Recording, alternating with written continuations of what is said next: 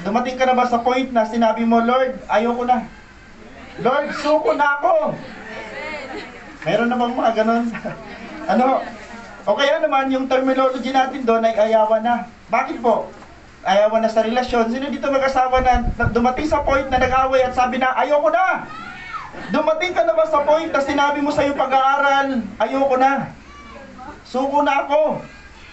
O kaya naman, dumating ka sa point na ang pinakamalala, pinakamatinding gusto mong isukuan at gusto mong ayawan na ay yung relasyon mo sa Panginoon. At yung word natin doon ay pananampalataya. Dumating ka na ba sa point na ganyan? Dahil sa hirap, dahil sa pagsubok, dahil sa kalungkutan, dahil sa sakit, at paulit-ulit na masasamang pangyayari na dumating sa ating buhay, dumating na po ba tayo sa point na ganon? Sabi dito, kung ito ang ating mga dahilan para umayaw o sumuko na sa buhay, alam niyo kung may kauna-unahang tao na pwedeng maunang sumuko, maunang umayaw. Sino? Si Job. Pero hindi niya ginawa. Tama po ba?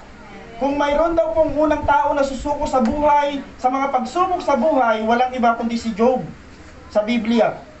Pero hindi ginawa ni Job yung bagay na pwede na siyang sumuko, pwede na siyang umayaw at sabihin sa Panginoon, Lord, ayoko na. Please, hindi na ako makikipagrelasyon sa iyo. Mula sa araw na to, babalik ako sa sarili ko na hindi na ikaw ang Diyos ko, ako na ang Diyos sa sarili ko. Pero hindi ginawa ni Job. Bakit po? Dahil tapat at matibay ang kanyang pananampalataya sa Diyos na nakakaalam ng kanyang kalagayan. Alam ng Diyos ang kalagayan mo. Amen po ba? Alam ng Diyos kung paano ka umiiyak sa panahong walang-wala ka na. Alam ng Diyos kung paano ka umiiyak sa panahong hinang-hina ka na. Alam ng Diyos. Kung hindi nakikita ng tao, nakikita ng Diyos ang iyong pinagdadaanan, then wag na wag niyo kung lalayuan si Lord. Layuan niyo ng lahat, wag lang si Lord. Ano pang ibig sabihin ko dito sa mensahe na ito?